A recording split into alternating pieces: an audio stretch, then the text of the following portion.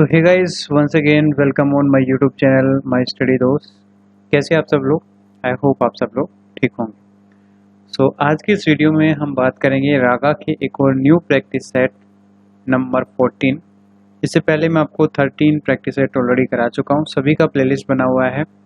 वो वीडियो आप देखना चाहें तो डिस्क्रिप्शन में भी उसका लिंक दिया गया है। इसके अलावा आप चैनल पे जाके डायरेक्टली प्लेलिस्ट सेक्शन भी वहाँ पे चेक कर सकते हैं। रागा सेट 2020 करके ऐसा कुछ प्लेलिस्ट बना होगा, आप उसे देख सकते हैं। देखिए, मैं आपके लिए जो प्रैक्टिस सेट लेके आ रहा हूँ उनमें ऐसा कोई प्रैक्टिस सेट नहीं होगा जिसमें आपको कंटेंट ऐसा अच्छा ना मिले। मोस्ट ऑफ मैं कोशिश करता हूँ कि आपको कंटेंट बेस्ट से बेस्ट मिले। मतलब बुक्स में आप देखेंगे ना, तो ये तो मैं नहीं कह रहा हूँ, किसी भी बुक में आप उठा के देख लीजिए, अभी तक मैंने ऐसी कोई बुक नहीं देखी जिसमें 100% आपके पैटर्न के हिसाब से हो।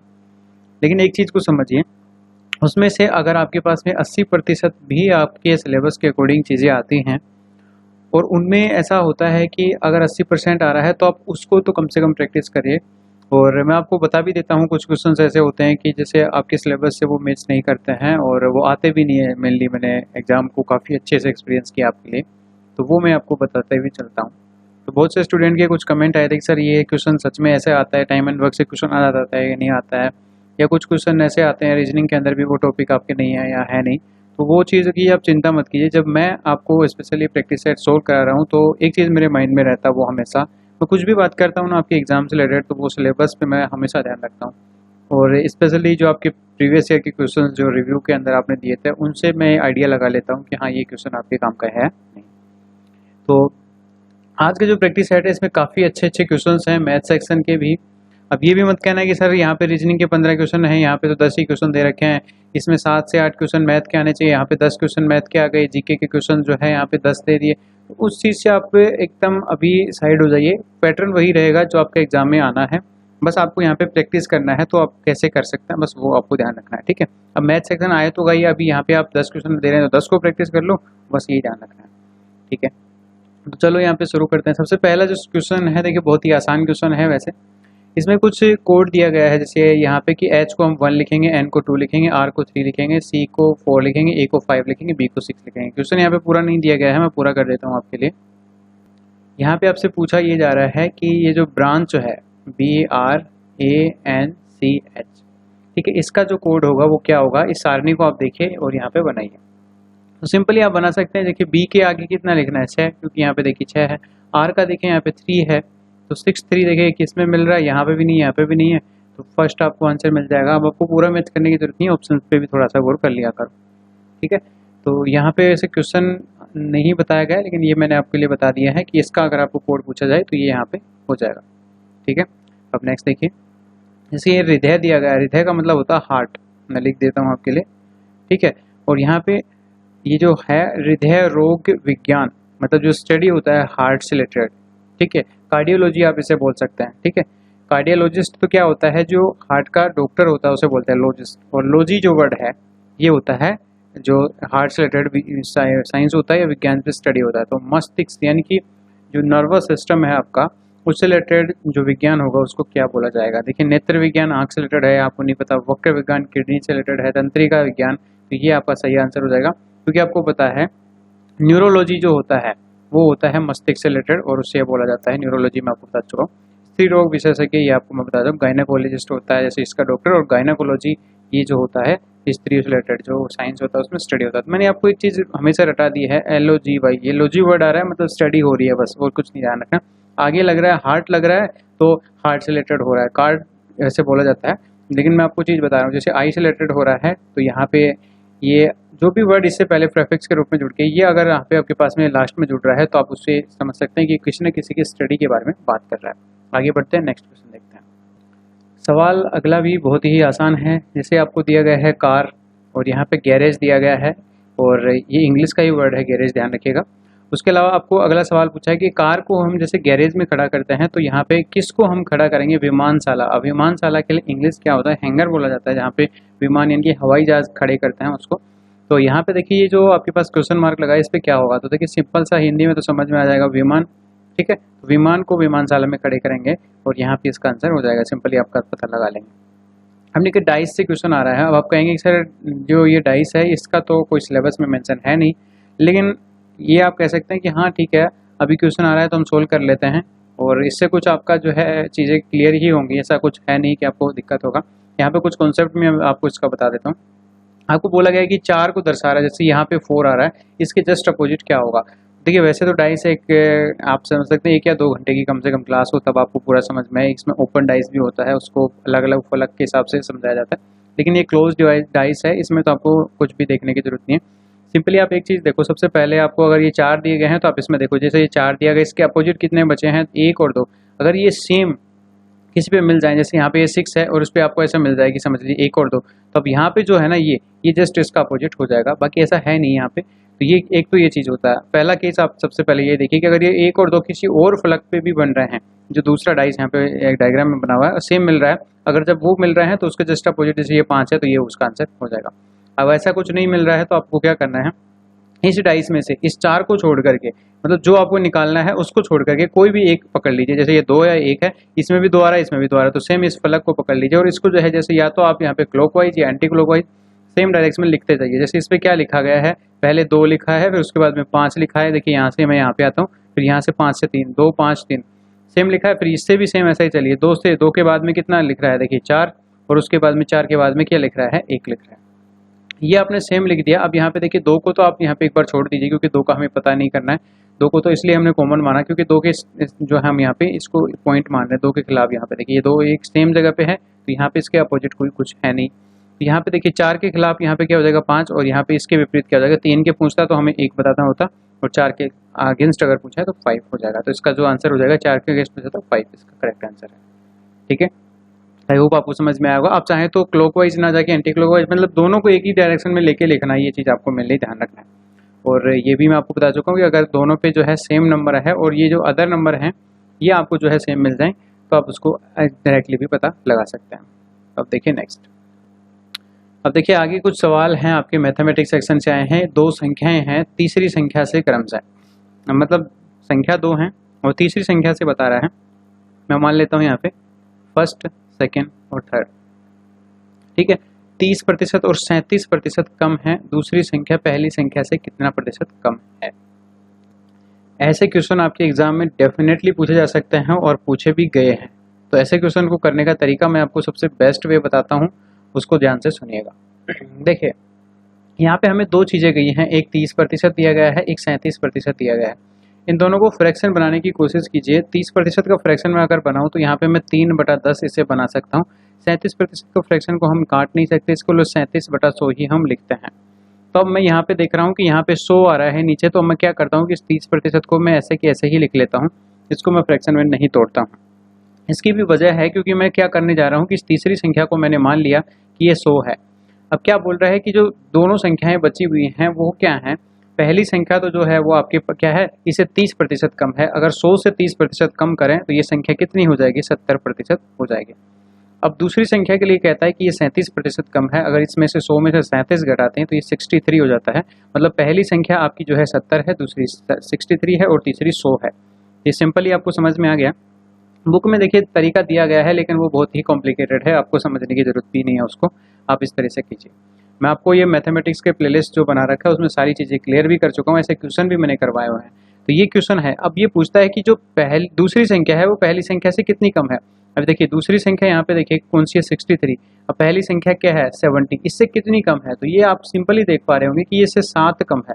अब पहली संख्या से पूछा है तो जिस संख्या से कम होती है उसको हम नीचे लिखते हैं, और इसको प्रतिशत बनाना है तो हम इसे 100 से गुणा कर देंगे। देखिए 0 से 0 कट जाएगा, इस 7 से एक 7 कट जाएगा, कितना बच गया 10, मतलब इसका आंसर कितना हो जाएगा 10%। तो ये सिंपल इसका जो आंसर आ जाएगा। अब आपसे ये भी पूछ सकता था कि जो दूसरी संख्या है ये पहली संख्या से कितनी कम है, ये तो पूछा ही है। दूसरी संख्या पहली संख्या जो है दूसरी संख्या से कितनी अधिक है, तब आपका क्यास कुछ इस तरह से होता है।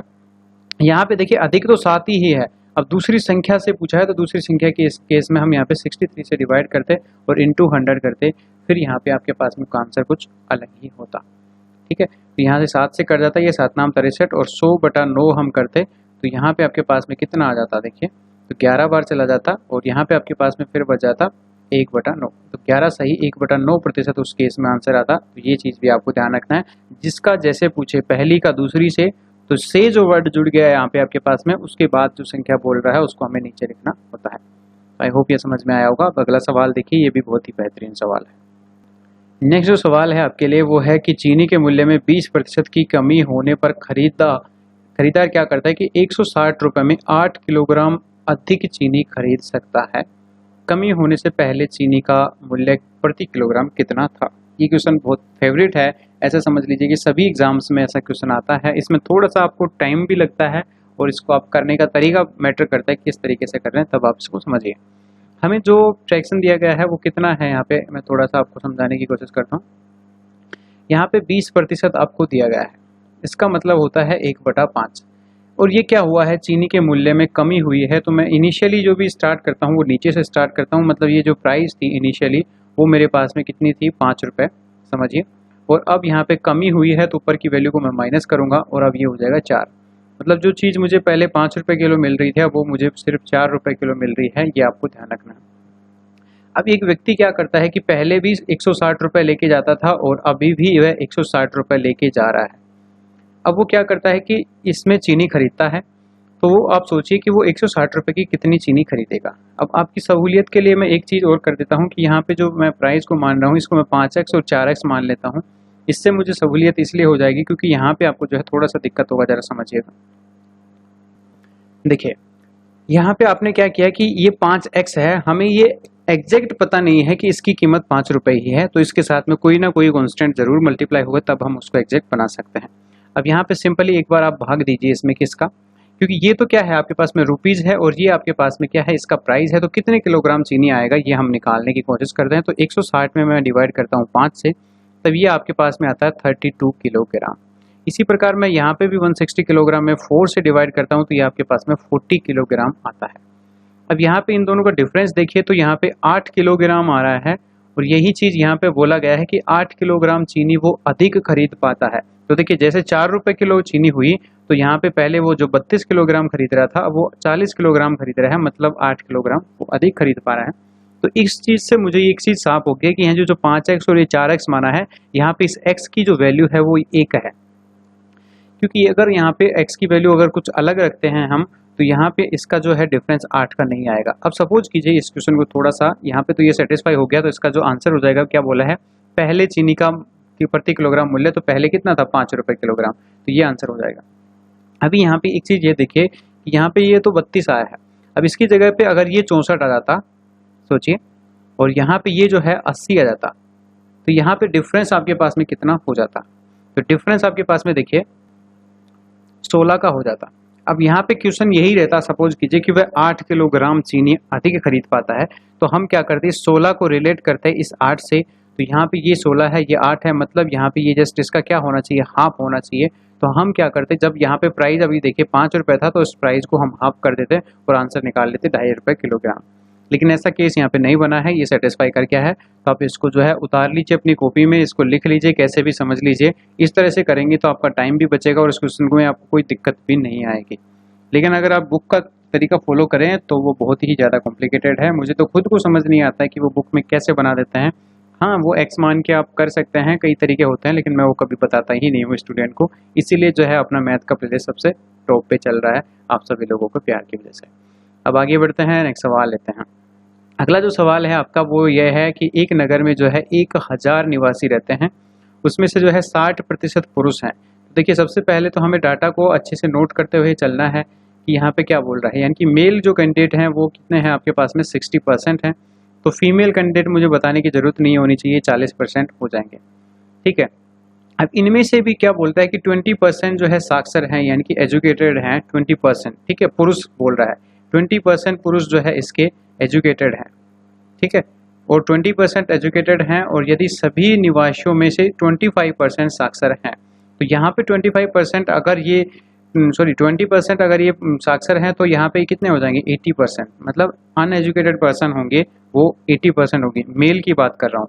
और यहाँ पे टोटल अगर मैं बात करूँ तो मेल और फीमेल तो दोनों को मिलाकर जो है यहाँ पे आपको बोला गया है कि ये जो है 25% जो है एजुकेटेड हैं। तो आपको ये पूछा है तो नगर में कितने प्रतिशत महिलाएं साक्षर हैं, ठीक है, इनकी कितनी प्रतिशत महिलाएं जो हैं वो पढ़ी हुई हैं, लिखी हुई हैं, ठीक है, पढ़ी लिखी आप समझिए, एजुकेटेड है ऐसे समझिए। तो ये क्वेश्चन जो है बहुत ज़्यादा कॉम्प्लिकेटेड नहीं है, बहुत ही आसान सवाल है। देखिए कैसे, यहाँ पे आप एक चीज़ गौर कीजिए यहाँ पे कि हमको क्या दिया हुआ है कि मेल और फीमेल का जो है हमें परसेंटेज दिया गया है। तो इस परसेंटेज को मैं क्या करता हूँ कि एग्जैक्ट मान लेता हूँ। मैं इस क्वेश्चन को थोड़ा सा इरेज करके वापस से आपको लिखने के बाद में समझा रहा हूँ। जो प्रतिशत आपको दिया गया है उसको सेम आप इस तरह से लिखिए कि मैं यहाँ पे आपको जो 60% मेल दिए गए हैं, इसको मैं लिख लेता हूँ कि उस गाँव में 60 पुरुष थे और 40 महिलाएं थी। ठीक है, ये रेशियो इन्होंने दिया है तो इसको मैं एग्जैक्ट मान लेता हूँ एक बार के लिए। अब आप सोचिए कि मेल और फीमेल टोटल, तो यहाँ पे जो पॉपुलेशन हो जाएगी वो कितनी हो जाएगी, 100। अब यहाँ पे मुझे दो चीज़ें दिया गया है कि पहली क्या कि यहाँ पे जो मेल है इसका 20%, तो 60 का 20% अगर मैं निकालता हूँ तो ये 12 आता है। ठीक है, और बाकी बच गए कितने, 48। बाकी आपको इसकी ज़रूरत भी नहीं है। अब मुझे मेल फीमेल का पता नहीं है अभी कि कितनी महिलाएं शिक्षित हैं कितनी नहीं हैं। अब इसमें मुझे एक चीज़ अच्छी बता दी कि इसने जो टोटल बताया है कि टोटल जो है 25% साक्षर है, मतलब मेल और फीमेल। तो मेल और फीमेल मिला के टोटल कितने हैं, 100, और इस 100 का 25% निकालो तो मैं 25 ही आता है। अब सोचिए 25 में से 12 पुरुष तो शिक्षित हैं, तो महिलाएं कितनी होंगी, महिलाएं 13 होंगी जो यहाँ पे एजुकेटेड होंगी। तो जब मुझे ये 13 पता चल गया तो मैं आसानी से निकाल सकता हूँ। आगे क्या करना है आपको कि 13 वुमेन जो है एजुकेटेड हैं आउट ऑफ 40, और यहाँ पे इसको प्रतिशत में कन्वर्ट करना है, परसेंटेज बनाना है, तो 100 से मल्टीप्लाई कर दीजिए, 20 से आप इसे काट दीजिए, 20 दूनी 40, 20 पंजे 100, 13 पंजे 65, 65 को 2 से डिवाइड कीजिए यानी कि 32.5। ठीक है, तो यहाँ पे इसका आंसर हो जाएगा डी ऑप्शन, 32.5%। बुक में जाइएगा, फॉलो कीजिएगा उस तरीके को, पता नहीं क्या दे रखा है, आप समझ ही नहीं पाएंगे क्या हो रहा है वहाँ पे। बाकी सिंपल वे से आप इसको जो है एनालाइज कीजिए, आपको आसानी से क्वेश्चन समझ में आ जाएगा। हम क्या करते हैं कि क्वेश्चन को कॉम्प्लिकेटेड हम खुद ही बना देते हैं, जैसा बोल रहा है वैसा वैसा लिखिए, फिर उसमें सोचिए कि हम इसमें क्या कर सकते हैं। अब मोस्टली जो है स्टूडेंट ने मेरा प्लेलिस्ट देख भी लिया, अच्छे से समझ में आ गया सब लोगों को सब चीज़ें। अब क्या होता है कि वो कोई भी बुक उठाते हैं उसमें क्वेश्चन करते हैं, वो क्वेश्चन बनता नहीं है। तो उसमें कमी आपकी ये है कि आपने उसको समझा नहीं है, चीज़ों को, कॉन्सेप्ट को समझने की कोशिश की ही नहीं है। आपको उस टाइम वो इजी लग रहा था, आपने बुक में भी उतार लिया। कुछ लोगों ने, बहुत सारे लोग हैं जो मुझे नोट्स भी भेजते हैं कि सर आपके नोट्स मैंने बना लिए, व्हाट्सएप पे भी भेजा हुआ है कुछ लोगों ने, लेकिन उसमें आपको एक चीज़ कमी रह गई, आप उसको फिर से देखिए, आपने समझा नहीं है। जिस दिन आप समझ गए उस दिन आपको मैथ में कोई क्वेश्चन अटकने लायक बनेगा ही नहीं। तो अब देखिए नेक्स्ट जो सवाल है आपके पास में, क्वेश्चन नंबर 28 क्या कहता है कि P और Q दो विभिन्न स्थानों से क्रमशः 20 किलोमीटर प्रति घंटा और 30 किलोमीटर प्रति घंटा की गति से एक दूसरे की ओर चलना स्टार्ट करते हैं। अब यहाँ पे बहुत सारी चीज़ें हैं जिस पे आपको गौर करना है। सबसे पहले कि ये यहाँ पे एक दूसरे के अपोजिट डायरेक्शन में चल रहे हैं। एक दूसरे की ओर का मतलब होता है ये इस तरफ जा रहा है और ये इस तरफ जा रहा है। ठीक है, यहाँ पे मैं मान लेता हूँ कि यहाँ पे P है, यहाँ पे Q है। क्वेश्चन आप पूरा भी मत पढ़िए, आप तो स्टार्ट कर दीजिए सोल्व करना, आपको क्वेश्चन जो है कॉम्प्लिकेटेड नहीं लगेगा आगे। क्वेश्चन कितना भी बड़ा हो उससे डरने की जरूरत नहीं, जितना बड़ा होगा उतना ये आसान होता है। 20 किलोमीटर प्रति घंटा से चल रहा है ये, और ये जो है आपके पास में 30 किलोमीटर प्रति घंटा से चल रहा है। ठीक है, अब उसके बाद बोलता है कि जिस समय पे वे एक दूसरे से मिलते हैं उस समय तक Q ने P से 35 किलोमीटर दूरी अधिक तय की है। अब यहाँ पे देखिए इधर से इधर ये दोनों चल रहे हैं, ये दोनों समझिए कि इतनी दूरी पर हैं और ये जो है यहाँ पे मिलेंगे। अब यहाँ पे मैंने थोड़ा सा Q की साइड में ज़्यादा डिस्टेंस छोड़ा है क्योंकि Q तेज़ी से चल रहा है तो ये ज़्यादा डिस्टेंस ट्रेवल करेगा। अब ये कह रहा है कि जब ये दोनों मिलते हैं तो जो P है, Q है, वो P से जो है 35 किलोमीटर यानी कि 35 किलोमीटर डिस्टेंस इसने जो है ज़्यादा ट्रेवल कर रखी थी। दोनों स्थानों के बीच की दूरी क्या है ये आपको बताना है। अब आप सोचिए कि यहाँ पे 20 किलोमीटर है, यहाँ पे 30 किलोमीटर है, दोनों में डिफरेंस है 10 किलोमीटर का। मतलब अगर वो 1 घंटे चलते हैं तो ये जो है इससे 10 किलोमीटर अधिक चलेगा 1 घंटे में। तो 35 किलोमीटर जो है ये कितने देर में चलेगा, 3.5 घंटे में। ये आपको समझ में आ गया होगा, सॉरी आवर लिखिए। 3.5 घंटे तक ये दोनों चले, फिर एक दूसरे से मिले, तो 3.5 घंटे में आप सोचिए 1 घंटे में Q है इस P से 10 किलोमीटर अधिक दूरी तय करेगा, तो 3.5 घंटे में 35 किलोमीटर दूरी तय करेगा कि नहीं करेगा। अब एक चीज़ यहाँ पे मुझे समझ में आ गई कि ये दोनों 3.5 घंटे तक चले हैं, तो यहाँ पे मुझे डिस्टेंस ही तो निकालना है। तो यहाँ पे डिस्टेंस निकालने के लिए मैं क्या कर रहा हूँ, टोटल डिस्टेंस, ये क्या हो जाएगा, टोटल टाइम इंटू स्पीड ही तो करना है। टाइम कितने देर तक चले, 3.5 घंटे, और स्पीड जो है अब यहाँ पे ध्यान रखिएगा ये दोनों की जो है जुड़ जाएगी, क्योंकि ये भी 20 किलोमीटर तय कर रहा है उस घंटे में, 3.5 घंटे ये भी चल रहा है ये भी चल रहा है, तो यहाँ पे जो है 50। बस और कुछ नहीं करना था, बस इसको आप गुणा कर दीजिए, 5 और 5 दिए 15 और 17। अब आप सोच रहे होंगे सर इसके तो ऑप्शन है ही नहीं ऐसे, तो बिल्कुल इसके जो ऑप्शन है वो गलत हैं सारे के सारे आपका जो सही आंसर है वो 175 है। आप एक बार फिर से समझ लीजिए अगर आपको डाउट लग रहा है तो। देखिए P यहाँ पे चल रहा है 20 किलोमीटर प्रति घंटा से इस तरफ और Q यहाँ से 30 किलोमीटर प्रति घंटा से इस तरफ चल रहा है। जब ये दोनों मिलते हैं, यानी कि मिलने का मतलब ये है कि इसने तो यहाँ से यहाँ तक की दूरी तय कर ली, उसके बाद इसने यहाँ से यहाँ तक की, मतलब ये टोटल डिस्टेंस ट्रेवल हो चुकी है। तो यहाँ पे ये बोलता है कि ये 35 किलोमीटर दूरी अधिक तय कर चुका था। अब ये सोचिए कि ये 1 घंटे के अंदर, क्योंकि इन दोनों का डिफरेंस देखिए 10 किलोमीटर ये अधिक चलता है 1 घंटे में, तो ये 1 घंटे में 10 किलोमीटर चलता है, तो 3 घंटे में तो कितना चल जाएगा 30 किलोमीटर। अब 30 किलोमीटर चलने के बाद में अगले आधे घंटे में ये 5 किलोमीटर इससे फिर अधिक चलेगा, तो फिर ये टोटल 35 किलोमीटर ट्रेवल कर लेगा। अब ये 3.5 घंटे तक चले, तो 3.5 घंटे तक ये दोनों चले, तो दोनों की स्पीड को जोड़ दीजिए। स्पीड यहाँ पे सेम डायरेक्शन में ये मूव कर रहे हैं, तो आपको पता है जुड़ जाती है अगर अपोजिट डायरेक्शन में यहाँ पे होते। ठीक है, तो अपोजिट डायरेक्शन में चल रहे हैं, सॉरी मैं कहना भूल गया आपको कि ये इस साइड जा रहा है, ये इस साइड अपोजिट डायरेक्शन में जा रहे हैं, तो इसलिए स्पीड जुड़ जाएगा। अगर सेम डायरेक्शन में होते, जैसे ये इस तरफ चलता है, ये इसके पीछे से आगे से चलता, तो ये यहाँ पे आपके पास में इन दोनों का डिफरेंस हमें लेना होता। तो यहाँ पे जो है आपको बता दूं, इसको जो है आप मल्टीप्लाई करेंगे, तो क्योंकि मुझे टोटल डिस्टेंस निकालना है, डिस्टेंस इज इक्वल टू क्या होता है टाइम इंटू स्पीड कह दीजिए, स्पीड इंटू टाइम। ठीक है, तो चिंता मत कीजिए, ऑप्शंस इसके गलत ही हैं। इस क्वेश्चन को जो है यहाँ पे कुछ और डाटा से फॉर्म किया गया है या ऑप्शन गलत लग गए हैं इसके। अगला सवाल देखिए आप, तो देखिए यदि किसी कोड में 1 को 231 लिखा गया है, 5 को जो है 9641 लिखा गया है, तो 9 को किस तरह से लिखा जाएगा। अब देखिए यहाँ पे n है और इसमें भी n आया है, तो ये n पे जो है थर्ड आया है, मतलब 3 आएगा। उसके बाद में देखिए e है, e का जो है 1 आता है, तो देखिए 3 1 इसमें है, 3 1 एक इसमें है, इन दोनों में जो है 1 नहीं है, तो ये दोनों ऑप्शन हटा दीजिए।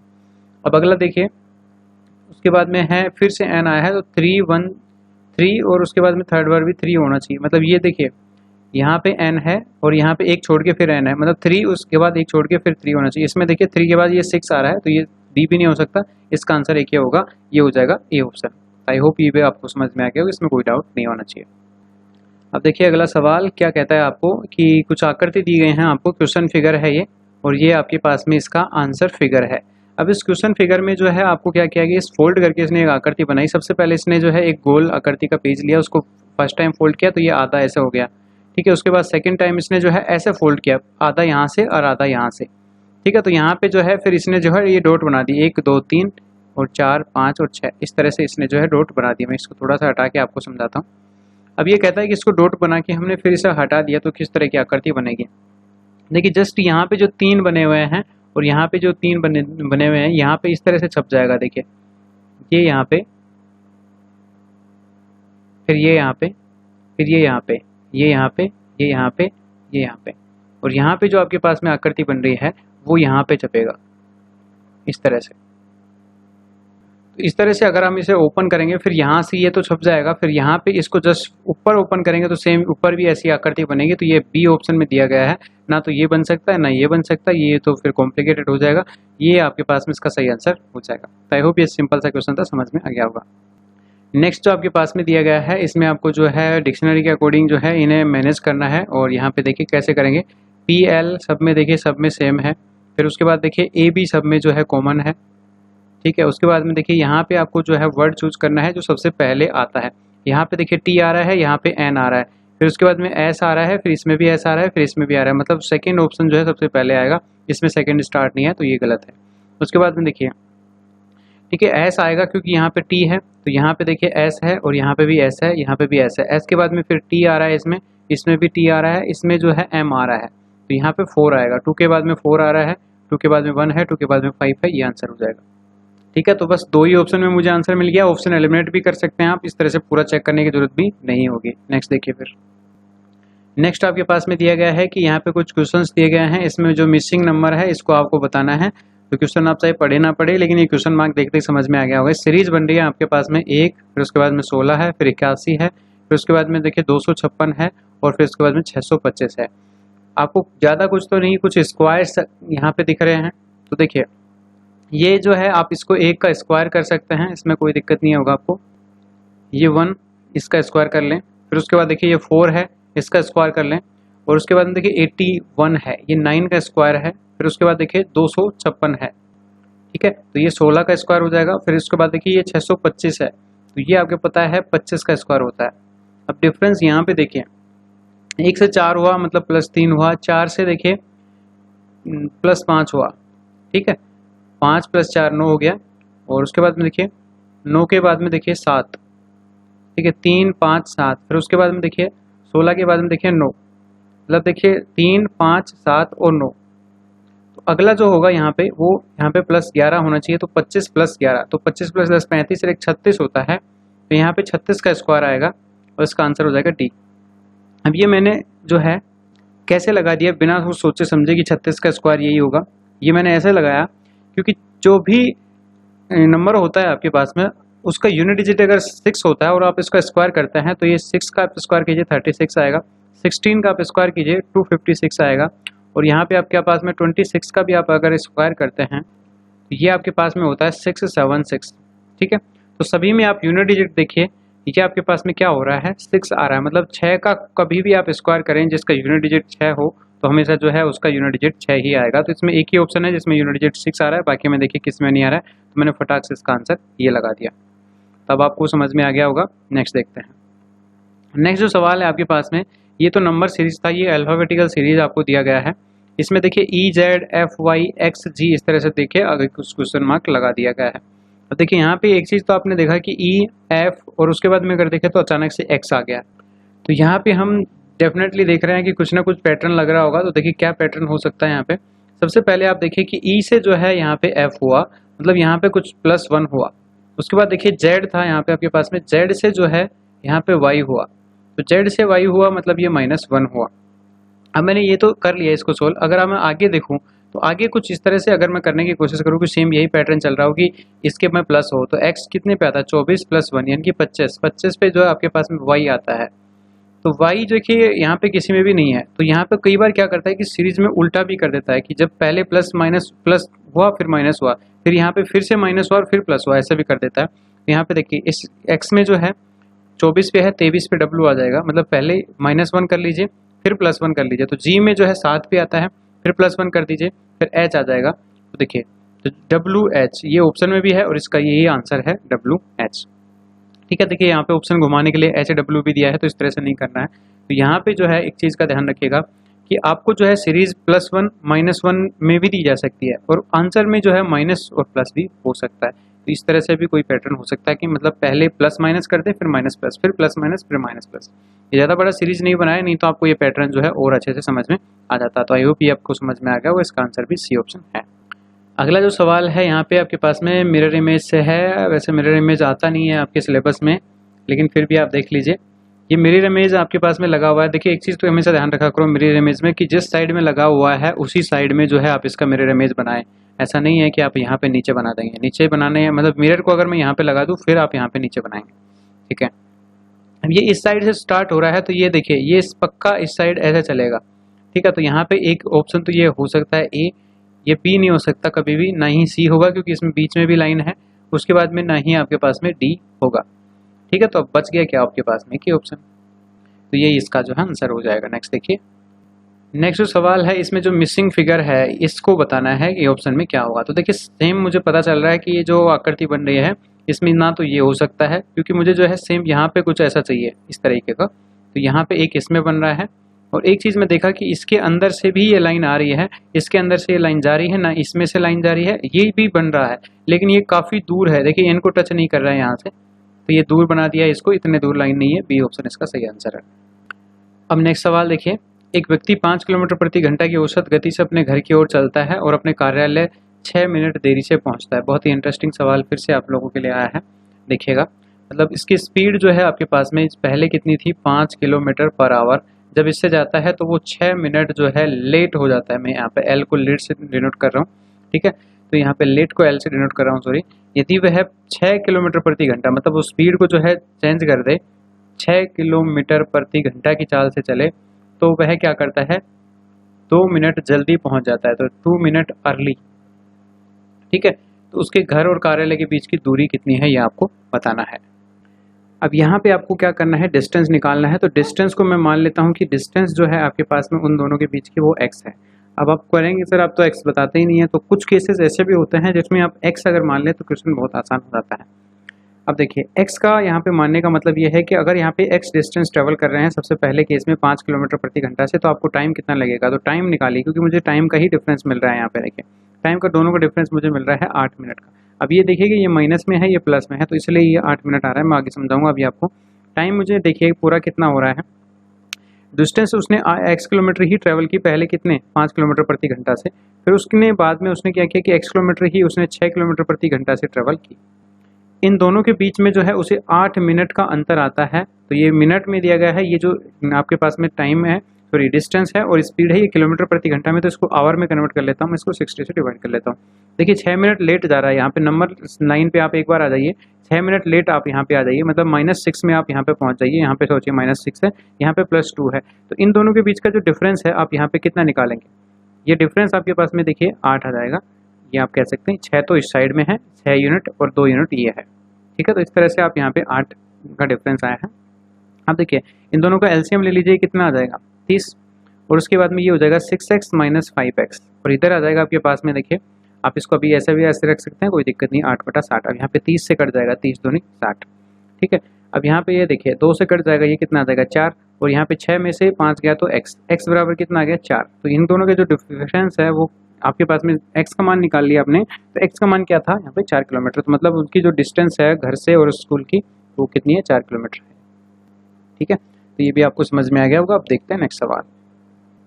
आई नो कि वीडियो कुछ लंबा हो रहा है, लेकिन आपको पता है कि मैं क्वेश्चंस को सारे डिटेल्स के साथ समझा रहा हूँ, तो यहाँ पे कुछ नए क्वेश्चन भी मिल रहे हैं, नए कॉन्सेप्ट भी मिल रहे हैं, तो वीडियो को पेशेंस के साथ में लास्ट तक देखते रहिए। अगर वीडियो अच्छा लग रहा है तो लाइक तो कर ही दिया करो। और देखिए गाइस नेक्स्ट क्वेश्चन आपके पास में क्या है कि एक व्यक्ति 5 किलोमीटर प्रति घंटा की औसत चाल से, तो ये तो हमने अभी किया ही है, 2 बार टाइप हो गया ये। नेक्स्ट सवाल है क्वेश्चन नंबर 37। क्या बोल रहा है आपके पास में 3 भिन्नों, यानी कि भिन्न का मतलब होता है फ्रैक्शन, ठीक है। तो फ्रैक्शनों का योग आपके पास में ये कुछ दिया गया है, ये मिश्र भिन्न इसे बोलते हैं, ठीक है। उसके बाद में देखिए सबसे बड़ी भिन्न को सबसे छोटी भिन्न से भाग देने पर 7/6 प्राप्त होता है। जो मध्य भिन्न से 1/3 बड़ी है, तो लघुत्तम भिन्न क्या है, मतलब सबसे छोटी फ्रैक्शन क्या है। 3 फ्रैक्शन है आपके पास में। मैं इस तरह से तो कॉम्प्लिकेटेड आपके लिए नहीं बना रहा हूँ, आपको सीधा बोल रहा हूँ कि x + y + z 3 फ्रैक्शन है। इसको आप मान लीजिए कि इनका जो योग है टोटल कितना दिया गया है। अब इसको देखिए 24 दूना 48, ये हो गया 49, और ये हो गया 59। ये 59/24, मतलब मैंने इसको जो है सिंपल वे में बना लिया है। कैसे आप करते हैं आपको पता है, 24 × 2 48 + 11 59/24, इन दोनों का जो है योग हो गया। अब क्या बोल रहा है कि सबसे बड़ी भिन्न को सबसे छोटी भिन्न से भाग देने पर, मैं मान लेता हूँ कि सबसे जो बड़ी भिन्न है वो है आपके पास में x, यानी कि इस तरह से है, ये सबसे बड़ी है, ये सबसे छोटी है, और ये बीच वाली है। तो सबसे बड़ी भिन्न को सबसे छोटी भिन्न से भाग देने पर यहाँ पे आपके पास में 7/6 प्राप्त होता है, जो क्या है मध्य भिन्न से, यानी कि जो 7/6 है वो मध्य भिन्न से 1/3 बड़ी है, ठीक है। मतलब मध्य भिन्न क्या है y है, y से 1/3 बड़ी है, मतलब 1/3 अगर मैं इसमें से घटा दूं तो यहाँ पे आपके पास में इसका मान आ जाएगा। अब देखिए ये तो आपके पास में आ गया x और z का मान, यहाँ पे मैं y का मान निकाल लेता हूँ, तो यहाँ पे कितना आ जाएगा, देखिए 6 तो एलसीएम आ जाएगा आपके पास में, यहाँ पे आ जाएगा 7, और यहाँ पे आ जाएगा आपके पास में 2, तो ये हो गया 5/6, मतलब जो y भिन्न है वो आपके पास में 5/6 आ जाएगा। अब मुझे सबसे छोटी भिन्न पूछा है, सबसे छोटी भिन्न यहाँ पे z है, तो z का मान मुझे निकालना है। अब ये तो आपके पास में y का मान आ गया। अब देखिए यहाँ से x का मान भी हम निकाल सकते थे कि x का मान अगर मैं यहाँ से निकालना चाहूँ तो x इक्वल क्या हो जाएगा 7/6z। देखिए मैंने y का और x का मान ही क्यों निकाला, क्योंकि मुझे जो मान निकालना है वो किसका, z का। अगर मैं इस समीकरण में जो पहले वाला हमें दिया गया है ये वाला, इसमें अगर मैं x का और y का मान निकाल दूँ, रख दूँ, तो z ही तो मेरे पास बचेगा ना। तो यहाँ पे देखिए आपके पास में x का मान कितना है, देखिए 7/6z प्लस y का मान कितना है 5/6, और प्लस z का मान तो आपको निकालना ही है, और ये हो जाएगा टोटल 59/24। अब इसमें जो है आप क्या कर सकते हैं कि 7/6z और प्लस z, ये तो इस साइड में रहने दीजिए, इसमें से आप माइनस कर दीजिए इस तरफ 5/6 से, क्योंकि ये जो है उस तरफ जाके माइनस हो जाएगा। अब इन दोनों को अगर मैं जोड़ लेता हूँ तो ये हो जाएगा आपके पास में 13/6z, क्योंकि ये देखिए 6z यहाँ पे एलसीएम आ जाएगा, तो 7 और 6 13 हो जाएगा, 13z/6 आपके पास आंसर आ जाएगा। अब यहाँ पे देखिए 24, ये भी एलसीएम आ जाएगा इसमें, तो ये तो 59 ही हो जाएगा, और ये हो जाएगा 20, ठीक है। तो 59 - 20 आप यहाँ पे कर देंगे तो ये आपके पास में हो जाएगा 39/24 और यहाँ पे आपके पास में 13/6 जेड है। अब 13 से ये कट जाएगा, 13 तिया 39, ठीक है। तो ये आपके पास में हो गया 13 तिया 39, 6 से ये कट जाएगा, 6 चौक 24। तो जेड का मान आपके पास में आ गया 3/4 और ये आपके पास आंसर है, डी ऑप्शन में गिवन है 3/4, आप देख सकते हैं। तो आई होप आपको ये कुछ नया सीखने को मिला होगा। फ्रैक्शन से क्वेश्चंस आपके पास में बनता है, टॉपिक भी आपके मेंशन है, तो ऐसा नहीं बोल सकते कि क्वेश्चन नहीं आ सकता। अच्छा क्वेश्चन था, इसमें थोड़ी सी दिमाग की कसरत भी आपकी हुई होगी। फ्रैक्शन से ये तो थोड़ा हाई लेवल भी आप कह सकते हैं इस क्वेश्चन को, लेकिन और भी अच्छे अच्छे क्वेश्चन इससे बन जाते हैं। अब अगला सवाल देखते हैं। अगला सवाल बहुत बेहतरीन सवाल है, आपको बता दूं ये क्वेश्चन जो है आपके एग्जाम में मोस्टली पूछा जाता है। क्वेश्चन सिंप्लीफिकेशन से है, आप ये नहीं कहेंगे कि सिलेबस में नहीं है, ठीक है। यहाँ पे गौर करने वाली बात यह है कि आप कितना समझ पाते हैं। देखिए 5329 इसका जो है अगर मैं स्क्वायर रूट करता हूँ तो ये 37 आता है। तो आप किसी का भी कीजिए, थर्ड यहाँ पे आपके पास में दिया गया है, तो यह आपके पास में ये चीज़ दिया गया है कि 5329 और 0.5329 0.005329 और ये इस तरह से इन सभी को आप जोड़िए, ठीक है। तो जोड़ने के बाद में क्या अमाउंट बनेगा ये आपसे पूछा गया है। तो ये सिंपली आपसे कुछ नहीं कराना चाह रहा है, ये आपसे चाहता है कि आप इसको जोड़ के बताएं। और एक चीज़ और ध्यान रखिए कि यहाँ पे जो है इसने जो 37 लिखा है ये 73 कर लीजिए। 73 इसलिए क्योंकि मैंने अभी निकाल के देखा तो इसका 73 आ रहा है, ये शायद टाइपिंग में कुछ गलती है। और फिर मैंने एक चीज़ ये भी देखा कि ऑप्शन में तो सारी चीज़ें इतनी बड़ी हैं, यहाँ पे अगर मैं 37 को इसमें जोड़ता हूँ तो क्वेश्चन छोटा ही आंसर आता है।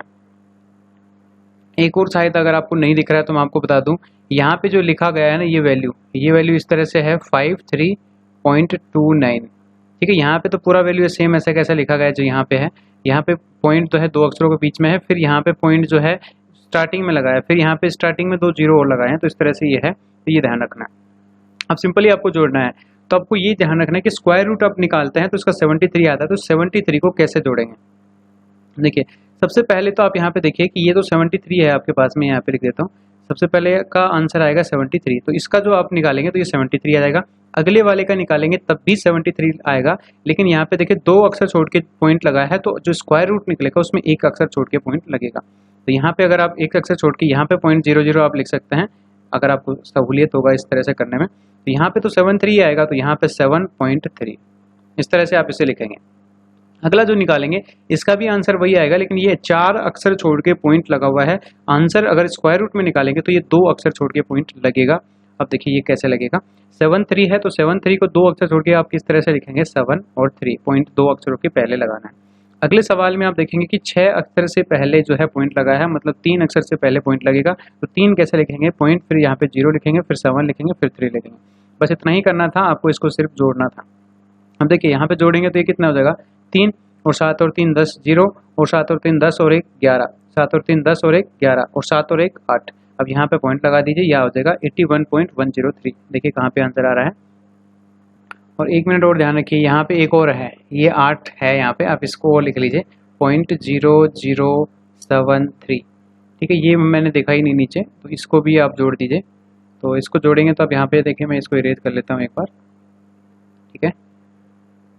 तो यहाँ पे देखिए 3, ये 7 + 3 10 हो जाएगा 0, फिर यहाँ पे 7 + 3 10 + 1 11 और 7 + 3 + 10 + 1 11, और इसको बाद में देखिए यहाँ पे भी 1 हो जाएगा और ये 7 और ये 1 8 हो जाएगा। तो यहाँ पे देखिए ये इस तरह से आंसर आ जाएगा 81.1103, ठीक है। तो यहाँ पे देखिए 81.1103, ठीक है। तो मेनली ये आपसे ये कराना चाह रहा था कि आपको ये चीज़ ध्यान रखना है कि स्क्वायर रूट में जब भी करते हैं तो पॉइंट में अगर 4 अक्षर छोड़ के पॉइंट लगा हुआ है स्क्वायर रूट के अंदर, तो आप जब स्क्वायर रूट से बाहर निकालेंगे तो 2 अक्षर छोड़ के ही पॉइंट लगाना है आपको, बस इतना ध्यान रखिए।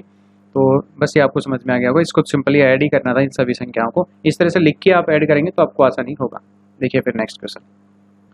अगला सवाल भी अच्छा है, मैथमेटिक्स के आज काफ़ी अच्छे क्वेश्चन आ रहे हैं, इसलिए वीडियो में थोड़ा टाइम भी लग रहा है, आपको पता है क्योंकि सोल्व करने में मैथ के क्वेश्चन में टाइम लगता ही है। अब देखिए ये जो आपके पास में क्वेश्चन दिया गया है इसको सिंप्लीफाई करना है, तो मेनली इसमें है कुछ नहीं।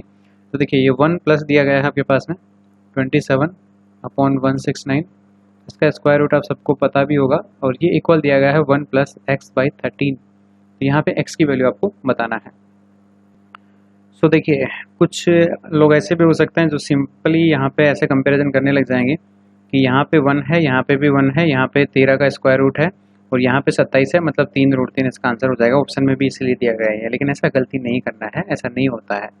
देखिए यहाँ पे अगर इसके नीचे भी 169 होता तब आप इस तरह से कंपैरिजन कर सकते थे, क्योंकि ये जो आपके पास में अलग से वैल्यू दिया गया है ये दोनों डिफाइन नहीं कर सकते आप इस तरह से, ठीक है, ये ध्यान रखिएगा। तो यहाँ पे देखिए इसको सोल्व कीजिए, 169 इसका एलसीएम आ जाएगा, तो 169 एलसीएम आ गया, 169 प्लस 27 आप ऐड करेंगे तो ये 196 हो जाएगा, और इसका जो है स्क्वायर रूट करेंगे, इधर देखिए 13 और यहाँ पे कितना हो जाएगा प्लस में x/13, तो इस तरह से हो गया। अब इसका स्क्वायर रूट करेंगे तो इधर तो कितना आ जाएगा 14/13, और इधर जो आएगा आपके पास में 13 प्लस x/13, तो 13 से 13 कट गया, और यहाँ पे देखिए x की वैल्यू कितनी आ जाएगी, x is equal to 14 minus 13 यानी कि 1, ठीक है। तो ये इसका जो है सही आंसर है।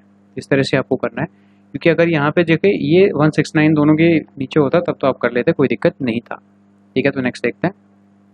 आज काफ़ी बेहतरीन क्वेश्चन आपके लिए आ रहे हैं, तो आज के सेट को बिल्कुल भी मिस मत करना और अपने फ्रेंड को भी सजेस्ट जरूर करना। 2 पुरुष 1 महिला और एक कार्य को 14 दिनों में पूरा कर सकते हैं, जबकि 4 महिलाएं और 2 पुरुष उस कार्य को 8 दिनों में पूरा कर सकते हैं। यदि पुरुषों को 180 रुपये प्रतिदिन मिले तो महिलाओं को प्रतिदिन कितने मिलेंगे। देखिए मेन आपके पास में कितने हैं, 2 हैं, ठीक है, 2 मैन प्लस 1 वुमेन, ये जो है आपके पास में 14 डेज में जो है वर्क को कंप्लीट कर लेते हैं। और अगर यहाँ पे 4 वुमेन आए और 2 मैन आए, मैं इस तरह से लिख लेता हूँ, 2 मैन हो प्लस 4 वुमेन हो, ठीक है, तो वो 8 डेज में उसको जो है कंप्लीट कर लेते हैं, ठीक है। अगर मेल को जो है मैन को 180 रुपीज़ मिलता है पर डे का, तो महिलाओं को कितना मिलेगा ये आपको बताना है। तो इस क्वेश्चन के लिए आपको क्या करना है, सिंपली आपको इस तरह से एक फॉर्मूला पता होगा, M1 D1 और T1 E1, मतलब जितने भी चीज़ें आती हैं मैन वुमेन जो भी है, बस एक वर्क को छोड़ के वर्क को नीचे लिख लीजिए। फिर उसके बाद में अगर दूसरा कोई पार्टी उस तरह को उसी काम को कर रहा है, जैसे M2 D2 T2, E का मतलब एफिशिएंसी है कार्य क्षमता से W2, ठीक है। तो ये फॉर्मूला आपको यहाँ पे भी लगाना है। यहाँ पे देखिए ये मैन जो होता है आपके पास में M, ये टोटल आप ये मान लीजिए कि 2 और 1 ये दोनों मिला के है, यहाँ पे 2M प्लस 1, ठीक है। डे यहाँ पे कितने ले रहे हैं, ये 14 डेज ले रहे हैं, और ये वर्क जैसे मैं मान लेता हूँ कि एक कोई वर्क है, कोई उसी को कर रहे हैं, इसको कंप्लीट कर रहे हैं। सेम इसी को जो है 2 मैन प्लस 4 वुमेन, इसको 8 डेज में कर रहे हैं, और इसी को जो है इसी वर्क को कर रहे हैं। तो यहाँ पे आपको इस तरह से कर लेना है।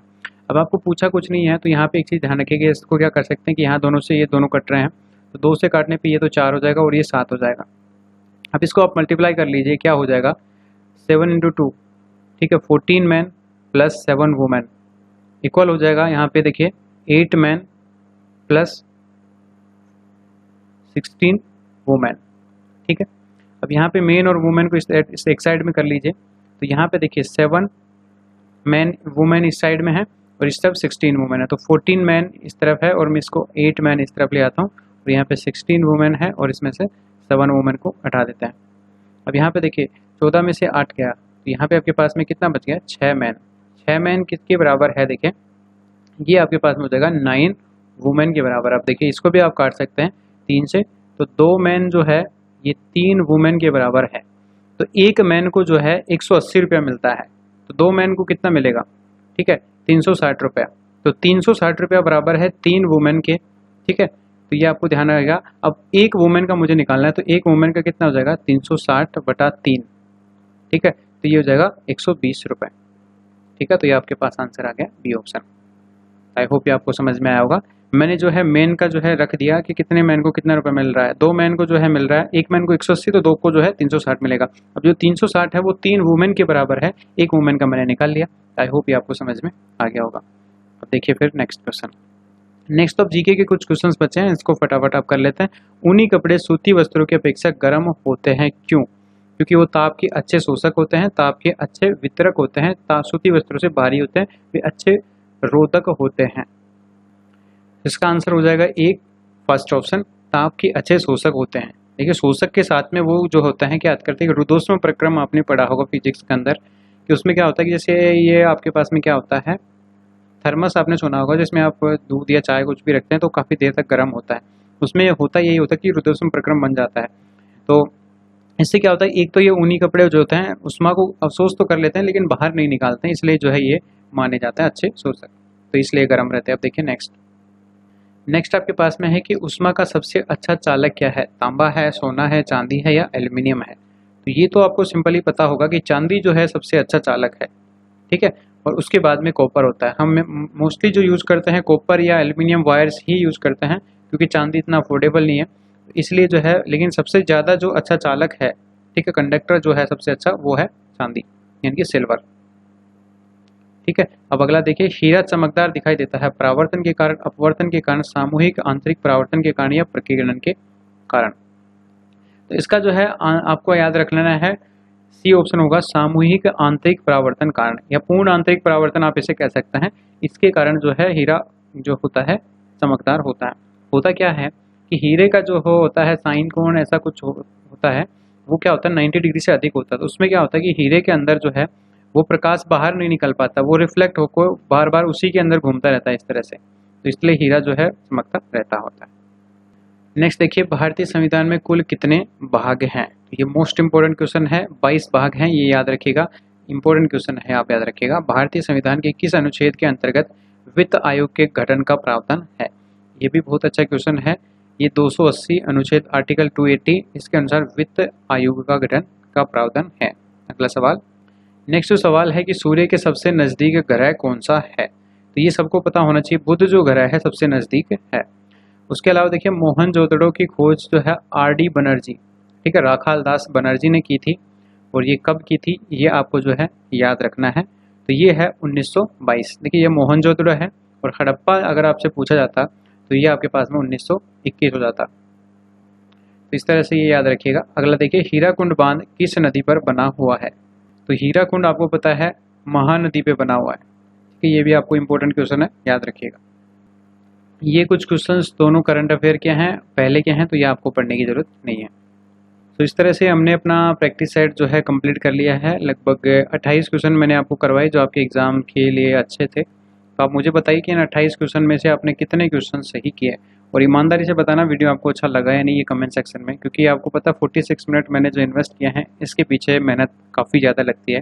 सिर्फ 46 मिनट ही नहीं लगे मुझे इस वीडियो को बनाने के लिए, काफ़ी टाइम मुझे मेहनत करने के लिए लगता है। तो वीडियो को लाइक तो आप करेंगे ही, साथ में अपने दोस्तों के साथ शेयर ज़रूर करिएगा, और बताइए कमेंट सेक्शन में आपको वीडियो कैसा लगा। और चैनल सब्सक्राइब नहीं किया तो प्लीज़ सब्सक्राइब कर लेना, और प्लेलिस्ट सेक्शन विजिट कर लेना अगर आपको कोई भी डाउट हो। और इंस्टाग्राम पे फॉलो करके भी आप मुझे पूछ सकते हैं कुछ, अगर आपको पूछना हो। Thank you so much, bye bye, take care, all the best.